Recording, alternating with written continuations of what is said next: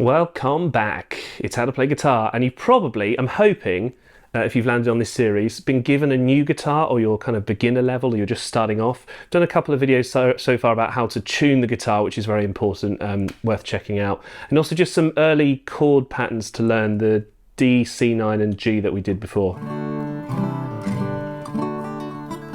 And this little lovely move. But the hardest bit about playing the guitar is not the left hand. I always thought this was the thing, you know, make sure you can play as fast as you can.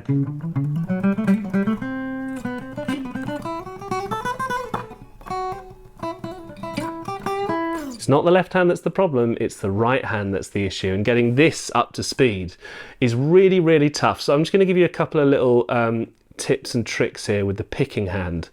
Now, I've done a video on what pick slash uses. That's good for electric guitarists. When it comes to acoustic guitar, there's nothing more annoying than somebody saying, just try loads and see how you feel. You just want someone to say, this is the one for you. I tend to use picks that are just under a millimetre thick, and I really like them. And I've used them for a long, long time. I've tried everything. I've tried heavy, I've tried light. You may prefer them, but I would just say start in the middle with something that's just under a millimetre, so 0.92, 0.98, something like that, or a millimetre itself. Pick one of those, that's the middle gauge. If you're finding that you're catching strings a lot and you feel like it's kind of thick and heavy going, you might want to try a thinner pick. And likewise, if you're finding that it's very floppy, and you're kind of dragging across the strings and it's making a very plasticky sound, you might want to try a thicker one. So that's a good place to start. How to hold it? Well, let's put this bad boy down. Not that I ever particularly want to put it down. I would suggest, for a good starter, if you keep that pick facing directly down, let's put the cymbal in front of it, there we go. Facing directly down like that. This is just a good starting place to get an idea of how you're supposed to hold it technique wise. So you go 90 degrees with your thumb, like that. So do 90 degrees, try and cover the pick with it and leave a little bit dangling out like that. There's probably a bit too much dangling out when I play, but I'm just showing you this thumb bit first of all. Then the first finger points down directly with the pick, like that. Now when I play, there you go, you've got a bit more background there. When I play, I actually hold it probably a little bit more curved around, and I try and keep it quite close to the strings. That's just my preference. You might find and see a lot of people playing with a lot of pick showing like that. I don't like that style because it really drags when you're playing acoustic especially.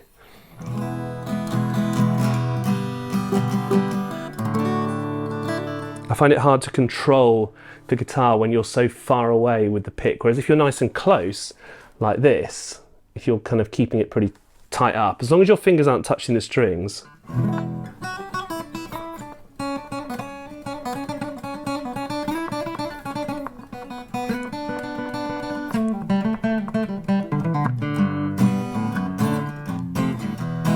It gives you a little bit more, what would I want to say, versatility. The other thing that I want to mention, once you've got a pick grip that you're comfortable with, and you may be one of these people who likes to have two fingers under the pick. I've seen some very famous guitarists use that. I've seen Mark Tremonti has a more of a claw style, which I would describe it as. He kind of comes over,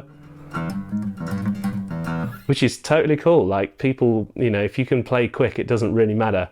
But I'm telling you the one that I use. But something else about acoustics particularly, compared to electric guitars where sometimes it's hard to rest your hand against the body because the strings are quite high up.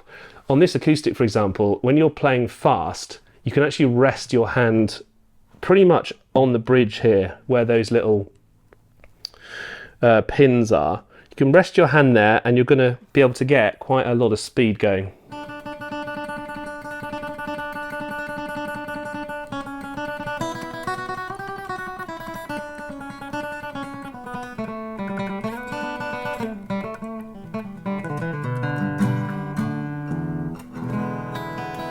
I tend to rest with my two fingers here, and then the palm tends to be there, so that if I want to palm mute, I can just bring it up a little bit into position, and then it sounds more like... a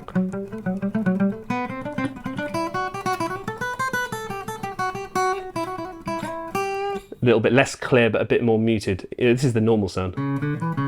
Muted is...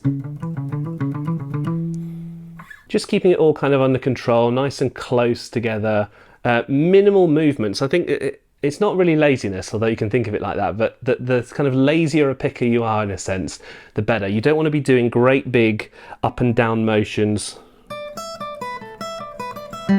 You want to keep it nice and close together.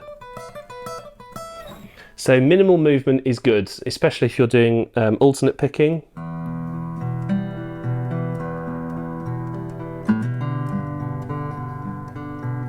If you're going to do great big picks, it's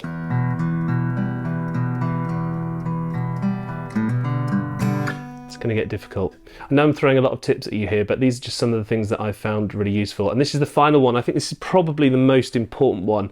When I started playing guitar, I really thought that you were supposed to pick directly 90 degrees to the strings like this, because that's when I used to, well, I still play the violin, link here.